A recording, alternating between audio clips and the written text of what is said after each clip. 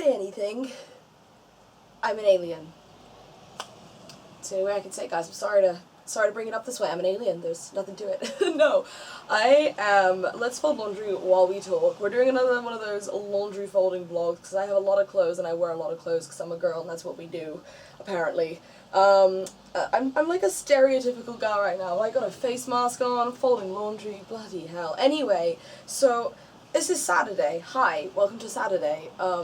In early June. This vlog's going out a couple weeks after I'm recording this because I'm pre-recording a bunch of stuff for Zeldathon. Actually leaving for Zeldathon in 2 days' time. Leaving uni for home tomorrow. So everything's a little bit hectic. So I'm a little bit all over the place right now, which is why we're doing the face mask to chill me out, whilst also folding laundry to feel like we're being productive members of my own household. Anyway, so I asked people, also the window's open, it's nice and rainy today and there's cars driving by in the rain, so you might be able to hear that too. This vlog's all over the place, I'm very sorry, I can keep it casual and comfortable with you guys here, I hope you're alright with that. So anyway, I asked you guys on Twitter, I was like, I don't know what I want to vlog about today, I don't know what I want to vlog about. So I asked you guys on Twitter, like, do you want to see something, like, funny? Do you want to see, kind of, like, hear, like, a personal story? Do you want me to talk about something serious, like I often do quite a lot of the time? And, you know, there was quite a few votes for all of them. The one that came out on top was, like, funny. Like, some sort of funny or fun or kind of strange sort of vlog. So I was like, okay, let's do something funny. So I thought, and I thought, and I thought, what can I talk about today? What can I talk about? And I decided, I'm not funny. I'm not funny, so I quit and left and goodbye YouTube. No, I decided, something I was going to talk about was confidence. Now, confidence is the kind of topic where you think, like, oh, that actually could get quite deep. So we're going to make it fun. We're going to make it kind of a fun, it's going to be a mixture of everything that I offered you guys. So it's going to have some personal stories in. It's also going to be kind of funny. It's also going to be a bit serious as well, but not too serious. We're going to keep it quite upbeat. I'm also living off very little sleep right now, hanging ever so slightly, so, you know, bear with on that. And my voice is kind of a bit shot. You might be able to hear the croakiness in my voice. I can certainly feel it in my voice. The last few days have been quite hectic because it's kind of like final goodbyes with friends and things like that. So it's all been just a bit like busy and manic and drinking and, you know, dancing to music. So yeah, that's kind of fun. Anyway, so confidence. When I was thinking about this vlog, oh, so this face mask has to be on for about 20 minutes-ish. We just put it on before starting. So we've got about 20 minutes to cover this bad boy, which is good because that's how long I end up rambling for normally anyway. Confidence. I was thinking about what I could do for a funny vlog, and I was like, oh hey, you know what would be really funny? Talking about childhood memories and high school and things like that. And I was thinking about high school and like all the stuff I did. And I did a lot of acting and play-related stuff because I was a drama student, I was really into drama. I mean, I'm studying drama at university, so I'm still kind of into drama now. I started thinking about acting and all the horrendous things that I acted in and did, and, you know, all the fun things as well. So I thought I'd talk a little bit about that, and I was like, that kind of links to confidence. So let's go back through my acting career. How about that? That sounds fun. We'll talk about confidence. I feel like that's kind of relatable to quite a lot of you guys. A lot of you I know struggle with confidence and ask, and this kind of relates a little bit to when I was talking about anxiety in a previous vlog, I think 2 or 3 vlogs ago. And I was talking about how people think that I'm quite confident and outgoing, and people ask me, like, how do you do it? And I'm like, I'm not. I'm really scared of people and life, and oh god. And confidence is the kind of thing you can kind of, I think, people say fake it until you make it, but I think, you know, regardless of how you feel inside, confidence is a lot about exterior appearances in a lot of ways, and how you can come across looking confident without actually being confident. So I'm going to talk a little bit about that as well. Now, I started acting and doing plays and things like that from a very young age. I remember when I lived in America, so for those of you who don't know, I was born and raised in America until I was 11. But all my family is British, but it was like a dad's job kind of deal. So I was in an acting group in America, where I did various plays. I was, you know, I did it between the ages of, like, I don't know, 7 until I was like 10 or 11, something like that. So I did a bunch of roles during that. I was a very loud child, as you can imagine. I was very boisterous, very outgoing. I was always the noisy one in the group of friends. I had a couple of really close friends in America, and I was always one of the noisier one of the lot. You know, Mum's always being like, Penny, shut up, things like that. And I did a lot of acting as well. I was Bert in Mary Poppins. That was kind of weird. I was the only one who could do a semi-decent Cockney accent, which actually was not semi-decent at all. In fact, it was pretty terrible. I was an ugly stepsister in Cinderella, which wasn't great for my self-esteem, but, you know, you just think it's cool to be like a nasty little kid when you're, you know, young or whatever. I was Jasmine's mum, which was just a written-in character when we did Aladdin, so that was kind of, I was half of Alice in Alice in Wonderland, because it was such a big part, you couldn't imagine a child could play the whole role of Alice, so they split her into 2 different halves, and we just swapped scenes, which is kind of weird. But that was a lot of fun. I did some singing as well, and I wasn't good at singing, and I'm still not good at singing now, so I don't know why on earth they thought I would be a good fit for that, but hey-ho, it came and it passed. And then I moved to the UK, and went to high school, and I was really interested in drama then as well, you know, I did a lot of it in America, I thought it was a lot of fun, I'm like, I want to get involved in drama in high school, and I had some really great drama teachers for my classes who really, like, you know, got me inspired. So there was a thing called the lower school play, which we did every single year for the lower school. So that would be years 7 and 9, which is 6th to 8th grade. And we did, the first year, we did James and the Giant Peach, which was a very weird play to put on stage, but it worked somehow. We had like a big peach that everyone stood on, everyone had crazy outfits, we had seagulls on sticks, and we had the weird cloud men made out of plastic bags, which were noisy as hell. And I was one of 4 narrators, I think, or maybe 6. I was the youngest. I was the only year 7 who was, besides one guy who's really, really good at acting in my year, who was James. But I think besides that, I was the only one in my year, in year 7, who got a part that wasn't chorus, so I was very pleased with that. Narrator was kind of a written-in thing, but they did a lot of the describing, a little bit like Roald Dahl's narration voice in his books. So that was really fun. Year 8, I was an Oompa Loompa. I was less impressed with that. I really wanted to be, who did I try out for? I think I tried out for Veruca Salt. I fancied myself as a bit of a spoiled brat. So I did that. I was a chief Oompa Loompa, actually, which was just, you know, great. So apparently my coordination was a little bit better in terms of dancing, which hasn't really translated over much. So we did that. And then, so I was kind of like, confidence was like a little bit worn down at that point. You know, I was like, oh, Oompa Loompa, that's not, you know, a main part. Considering I was a narrator last year, it's a real step down. Oompa Loompa's pretty much just chorus, man. And, you know, there are people in my year who are really, really good at acting, so my confidence kind of dwindled a little bit there.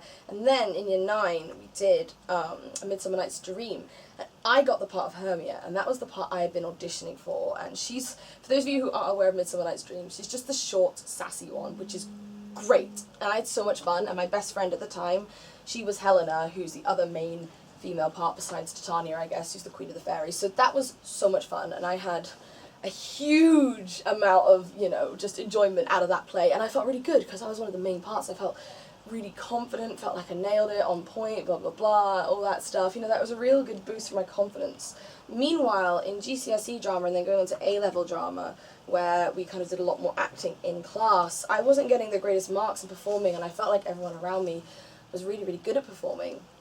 And I don't know, I kind of just felt like I was losing the spark a little bit. I didn't feel like I was a favourite of any of the teachers. I felt like I wasn't, you know, as good as acting as I used to be, and, you know, it was just kind of a difficult time for my confidence, because I really felt like drama was my jam, and drama was the area I was really interested in doing. And I wanted to be a drama teacher. I wasn't really going to be like an actress, but I wanted to be a drama teacher, and I thought like I should be good at acting to be a drama teacher, which isn't true necessarily. You just have to know your stuff.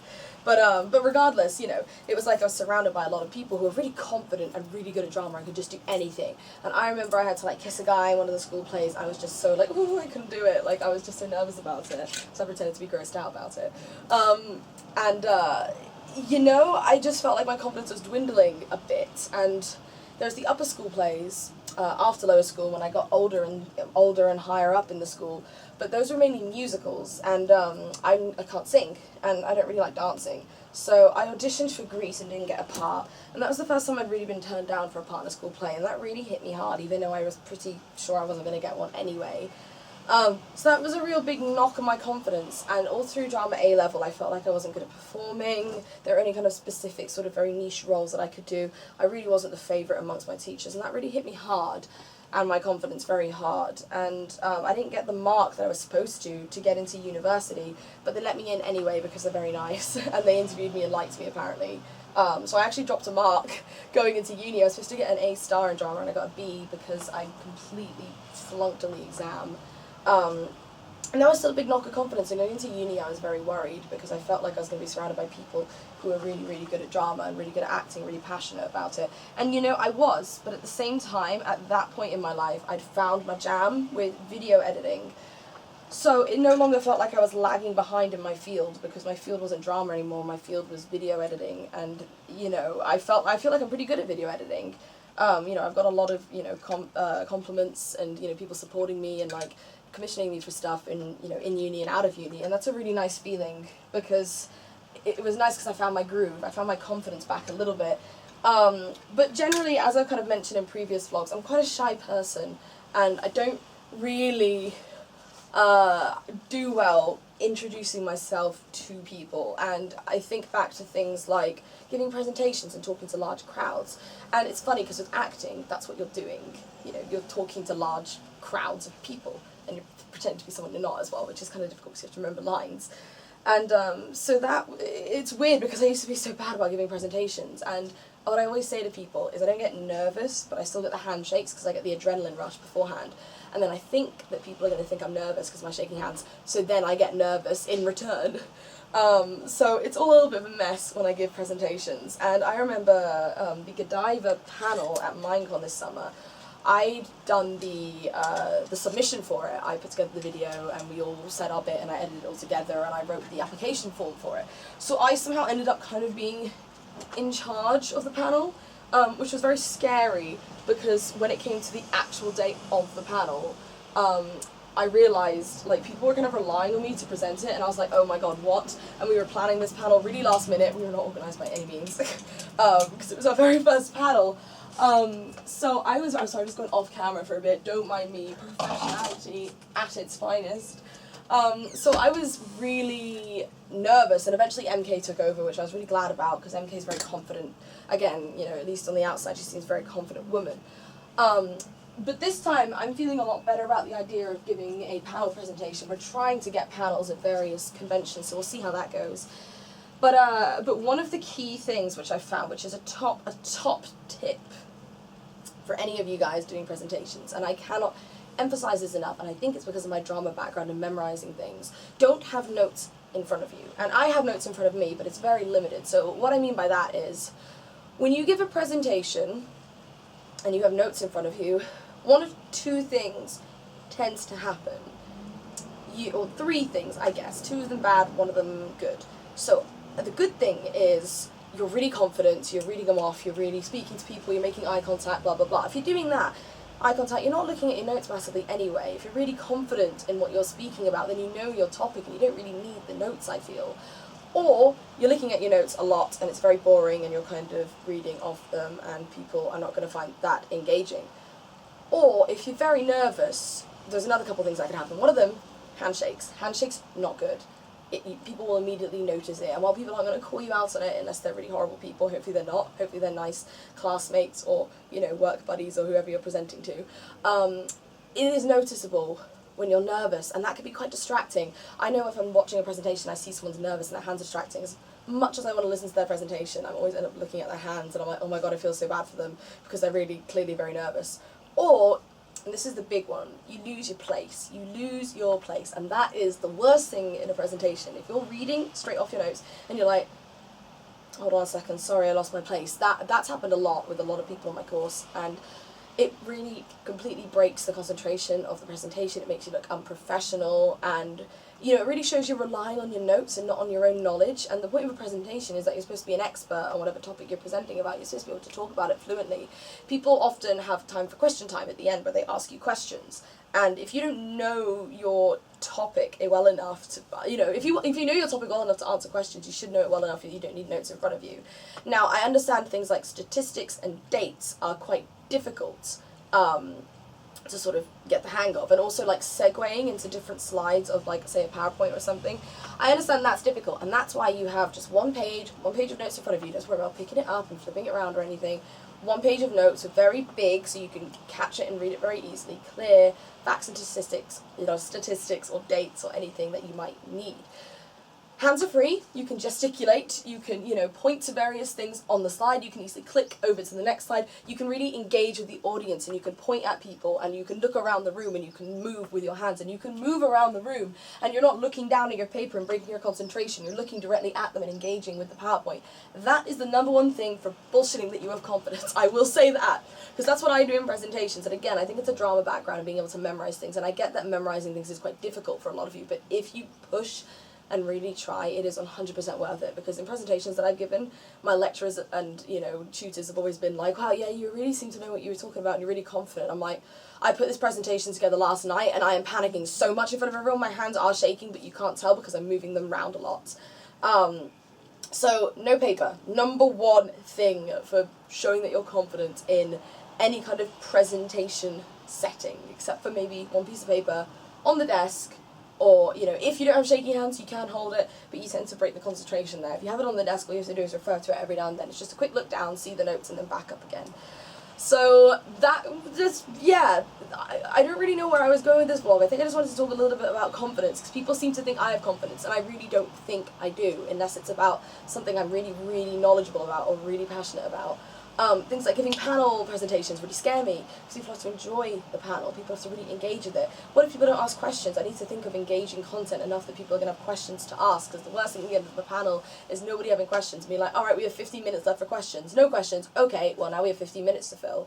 Do we improvise? Do we just send people away early? What do? Do we feel like failures because nobody's asking questions, nobody's engaged with us? So the way to get people engaged is to be able to get eye contact and get the gesticulation down, and being able to be confident about what you're talking about. YouTube has helped phenomenally well with that, because when you have to give commentary for episodes, especially if you're not cutting out any content, if you're just constantly giving commentary over the top of things for a solid 20 minutes or however long the episode is, you get into the habit of being able to just chat about anything and make it sound interesting, hopefully, maybe. I don't think I've got the knack of that yet. I feel like my solo commentary is very boring and game-based, and that's something I'm still working on. But I feel like my vlogs are generally a lot better, and I think that's why people like them more, because I feel like I'm engaging a lot more with the audience, and I'm talking about more relevant topics. So YouTube has definitely helped for kind of the whole, presenting yourself, I think. I don't put on a character, I don't pretend that I'm someone I'm not on YouTube, or I don't roleplay or anything, but at the end of the day, I am presenting myself to you guys. This is not how I talk to myself if I'm trying to learn something or whatever. I do have a little bit more enthusiasm and confidence when I speak to people, just like you would if you're talking to, like, maybe someone who you don't know as well, as opposed to, like, a really good friend. A really good friend you might be a lot more casual with. Somebody you don't know as well, you're a lot more kind of, like, animated and trying to be engaged with them, generally speaking. Depends how boring they are. So yeah, I think YouTube has definitely been something that's really helped me with confidence, and I think ways of helping to improve your confidence is by putting down the pieces of paper and by learning the thing you're talking about, because at the end of the day you're giving a presentation to people about this, and you want to be able to be, look like you're knowledgeable in it. Confidence is a very working your way up, rung by rung kind of thing. You can't suddenly be confident and wow and all there and things like that. It takes a lot of things, and people struggle with confidence with, like, talking to people, just saying hello. That's something that I struggle with. And I feel like I'm getting better at it because of YouTube and because of just, being in that environment where I kind of have to be.